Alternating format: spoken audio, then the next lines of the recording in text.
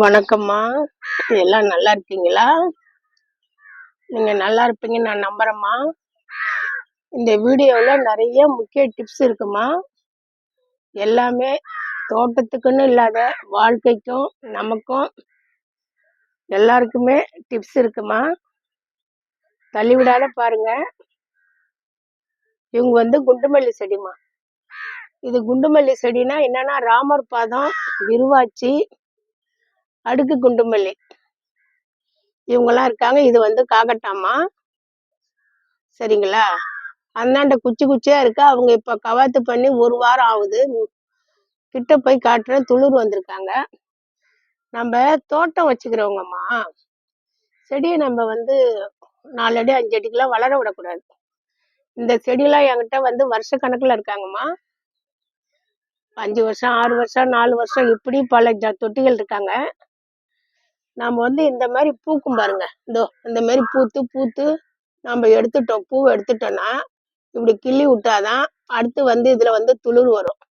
சரிங்களா? அப்படி நம்ம இந்த மாதிரி கிள்ளி விடலைன்னா இதுல காய் காய்ப்பாங்க.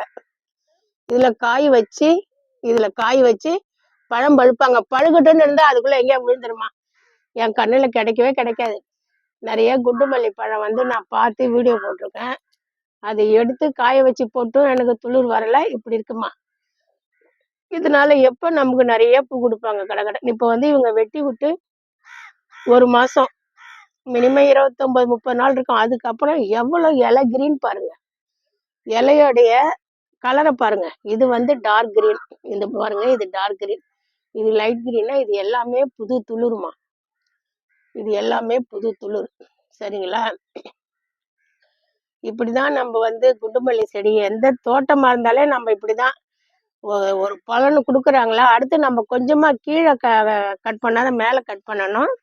இது நேத்து தண்ணி ஊத்தின ஜாடிமா. சரிங்களா? எப்படி இருக்கு பாருங்க. இத பாருங்க, தண்ணி நல்லா இதா இருக்கு. இதுல பாருங்கம்மா, இத பாருங்க. இது தர்பூசணி செடி கொடி தெரியுதுங்களா? இது இருக்காங்க பாருங்க. இது தர்பூசணி. இன்னும் கொஞ்சம் வளரட்டும், நம்ம எடுத்து வைக்கலாம்.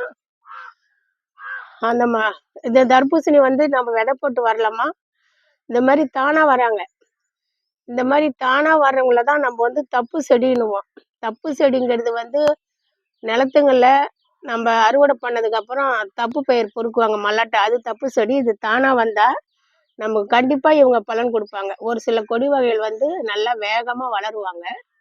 இலையெல்லாம் பெருசா இருக்கும். ஆனா நமக்கு பலன் இருக்காது. ஆமா, அந்த மாதிரி இவங்க தானா விதை போடாத வந்தவங்க நமக்கு கண்டிப்பா பலன் கொடுப்பாங்க. சரிங்களா? இதே மாதிரிதாம்மா நமது வாழ்க்கையும். நம்ம நம்மள கவனிச்சுக்கிட்டே இருக்கணும். அடுத்து என்ன செய்யலாம் போலான்னு கவனிச்சுட்டே இருந்தோம்னா அது கொஞ்சம் விரும்புவது கிடைக்கலன்னா கிடைச்சதை விரும்பின மாதிரி நம்ம ஏத்திட்டு நம்ம இது பண்றது ரொம்ப லைஃபுக்கு உகந்ததா இருக்கும். இன்னைக்கு கூட பாருங்க, நைட்டு எனக்கு ரொம்ப ஹெல்த் சரியில்லை. எப்படி சரியில்லைன்னா, ரொம்ப டயர்ட் அதிகமாயிடுச்சுமா. ஏன்னா எனக்கு ஒரு 4-5 நாள் தூக்கம் வரல. முந்தா நாள் மாடி தோட்டத்தில் கொடி நடுவது எப்படின்னு வீடியோ போடும்போது நல்ல பனியில இருந்துட்டோமா. அதுவா என்னன்னு தெரியல. ரொம்ப முடியலனாலும் நான் போய் ஒரு 1/2 மணி நேரம் படுத்து ஏஞ்சிட்டோமா. ஏஞ்சி அதுக்கப்புறமா ஒரு இட்லி சாப்பிட்டு படுத்தேன். நல்ல தூக்கம். உங்களுக்கு நான் சொல்றேன், நீங்க ஏதோ ஒரு ஒர்க் பண்ணிட்டு இருக்கிறீங்க. எந்த வேலையா இருந்தாலும் சரிம்மா, வீட்டு வேலையா இருந்தாலும் வெளி வேலையா இருந்தாலும் எந்த வேலையா இருந்தாலும் உங்களுக்கு உடம்பு முடியல, ஜஸ்ட் அப்படி படுத்து 10 நிமிஷம் கண்ணை மூடுங்க. பரவாயில்ல. அதுக்கு அடுத்து எந்த வேலை இதை பண்ணாலும் பரவாயில்ல. ஒரு அதிகாரி கூப்பிடுறாங்க, பரவாயில்லங்கிற நம்ம என்ன இதெல்லாம் நம்ம மனசுல எடுத்துக்கவே கூடாது. ஜஸ்ட் 10 நிமிஷம் படுத்து நம்ம கண்ணை மூடிட்டோம்னு வச்சுங்க, நமக்கு அப்படியே ரிலாக்ஸ். அது நம்ம மனசு சொல்லுது, ஓய்வெடு ஓய்வெடு ஓய்வெடுன்னு நமக்கு மனசு சொல்லும் போதுதான் அந்த டயர்ட்னஸ் வரும். சரின்னு பேசாத மனசு சொல்றதை கேட்டு பேசாத ஒரு 10 நிமிஷம் 20 நிமிஷம் படுத்துட்டீங்கன்னா அடுத்து ஹெல்த் ரொம்ப நல்லா இருக்குமா. நேற்று எனக்கு இருந்ததுக்கே மற்றவங்களா இருந்தா டாக்டர்கிட்ட போயிட்டு பணம் செலவு பண்றது இல்லைம்மா. அங்க போய் மணிக்கணக்கா உட்காந்துட்டு அதுவே நமக்கு அன்ஈஸியா இருக்கும். நமக்கு நேரம் வேஸ்ட்டு. மிட் நைட்ல எப்படி 1 மணிக்கு வரணும் 2 மணிக்கு வரணும் தெரியாது எனக்கு. அதனால மனசுல ஒரு தைரியம். எதனால தைரியம்னா, நான் எல்லாமே இயற்கையா தான் பயன்படுத்துவேன். ஒன்லி இயற்கை தான். நம்மளால முடியாது கூட அதுல எது இயற்கையா கிடைக்குது அதுதான் செய்வேன் நான். சரிங்களா? இப்ப காலையில கூட நான் வந்து அரிசியா இயற்கையான யானை கொம்பு அரிசி, கருப்பு கவுனி, ரத சாதம் அந்த மாதிரி ரைஸ் கஞ்சி கிஞ்சி இப்படி யூஸ் பண்ணுவேன். மதியமும் இந்த செக்கு எண்ணெய், செக்கு நல்லெண்ணெய், இந்த கோல்டு வின்னர்லாம் வாங்க மாட்டேம்மா. செக்கு நல்லெண்ணெய், மல்லாட்டெண்ணெய் எண்ணெய் இப்படிதான், தேங்காய் எண்ணெய் இப்படிதான் யூஸ் பண்ணுவேன். சர்க்கரையை மேக்சிமம் அவாய்ட் பண்றது, வெள்ளை சர்க்கரையை. பாலையும் அவாய்ட் பண்றது. பாலை ஓரளவுக்கு அவாய்ட் பண்ணிடுவோமா. இன்னைக்கு காலையில வந்து கருப்புல மல்லி புதினா சூப்பு சாப்பிட்டேன். நம்ம இந்த மாதிரி இயற்கையா நம்ம சேர்த்துன்னு நம்ம ஹெல்த்தை பார்த்துக்கிட்டு தான் நேற்று நான் மருத்துவரை பார்க்க வேண்டிய வேலை வாய்ப்பு இல்லை. சரிங்களா? நமக்கு எப்படி நம்ம வருமானம் ஈட்டுறோமோ அந்த வருமானத்தை சேமிப்பு செய்யறதுக்கு நம்ம என்ன செய்யணும், கொஞ்சம் இயற்கையா மாறணுமா. அதை பாருங்க, இயற்கை ரொம்ப நல்லதுப்பா. இங்க வாங்க, இங்க ஒண்ணு காட்டுறேன்.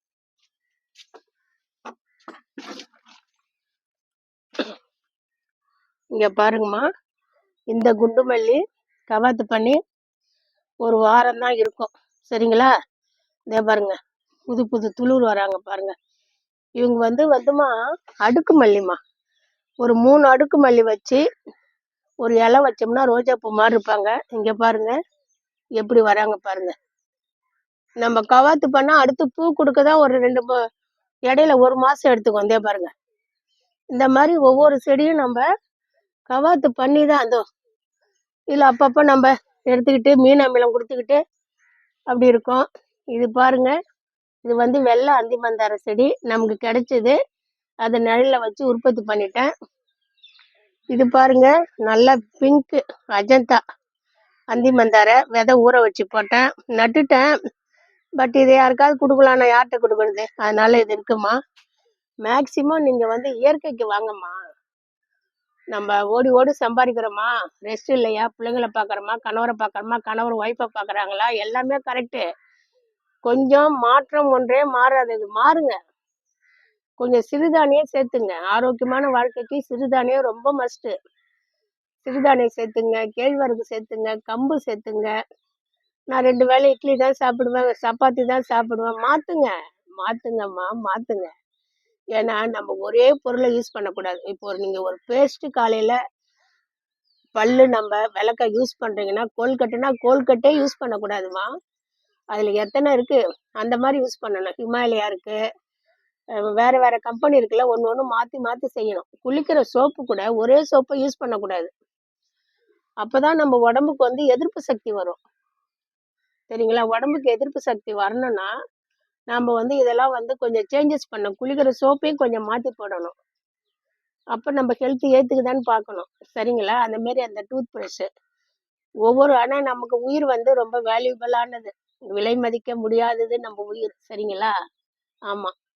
அதுக்கு கொஞ்சம் நம்ம டிஃப்ரெண்டா இருப்போமே. ஏன் நம்ம 4 பேரை போல இருக்கணும்? இருக்கக்கூடாதுமா. நாம கொஞ்சம் வேறுபட்டு காட்டணும். ஐயோ அவங்க இப்படின்ற நேம் வரணும்னா நீங்க என்ன செய்யணும், சிறுக சிறுக கொஞ்சம் கொஞ்சமா உங்களை இந்த மாதிரி நான் ஒரு பர்சன் இப்ப நான் நல்லா இருக்குன்னா என்னுடைய மாற்றம் தான் இப்ப நைட்டு என்னுடைய மருத்துவ செலவு குறைச்சிது. இப்போ பேசிட்டு இருக்கேனா, காலையில கூட பாருங்க அந்த சூப்பு குடிச்சேனா, பால் எப்படியா இருந்தாலும் பால் கவங்கட்டுது.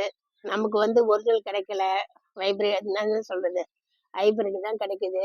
அதுலயும் நம்ம பெருமையா தண்ணி ஊத்த மாட்டோம், பூஸ்ட் தான் குடிப்போம். இவ்வளவுலாம் இருக்குல்ல, எதுக்கு அந்த பாலுக்கு அவ்வளவு காசை கொடுத்து வாங்கி நம்ம செய்வான்னு. கொஞ்சம் ஒரு 10 நிமிஷம் குழந்தைங்களும் ஆரோக்கியமா இருப்பாங்க, நீங்களும் ஆரோக்கியமா இருப்பீங்க. அதே மாதிரி குழந்தைங்களுக்கு சாண்ட்விட்சு, இந்த பிஸ்தா அதெல்லாம் விடுங்கம்மா. மல்லாட்டை கேக்கு, எள்ளு கேக்கு, பொட்டுக்கடலை வெல்லம், பட்டாணி, சரிங்களா, கொஞ்சம் வெல்லம் கலந்தது. சாயந்தரம் வந்தாங்கன்னா ஒரு கேழ்வரகு அடை சாப்பிட மாட்டாங்கன்னா அதுல ஏதாவது கொஞ்சம் டிஃப்ரெண்டா ஒரு ஆர்ட் மாதிரி, ஒரு டைமண்ட் மாதிரி, ஒரு முக்கோணம் மாதிரி, எவ்வளோ இருக்குடா லைஃப்ல, அந்த மாதிரி செஞ்சு கொடுங்கம்மா. அது செய்ய செய்ய உங்களுக்கும் ஒரு ஆசையா இருக்கும், பிள்ளைங்களுக்கும் அம்மா இதை கொடுத்தாங்கன்னு ஒரு இன்ட்ரெஸ்டா இருக்கும். சரிங்களா? இது மாதிரி கொஞ்சம் மாத்தி செய்யுங்க. நீங்க நல்லா இருக்கணும்பா.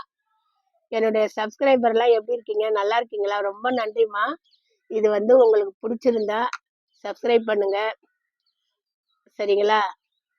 தள்ளி விடாத கேளுங்க. இதுல எவ்வளோ டிப்ஸ் சொல்லியிருக்கேன் நானு. சரி பரவாயில்லம்மா. சப்ஸ்கிரைப் பண்ணுங்க. ஹேப்பியா இருங்க. மகிழ்ச்சியா இருங்க. வாழ்க வளமுடன்.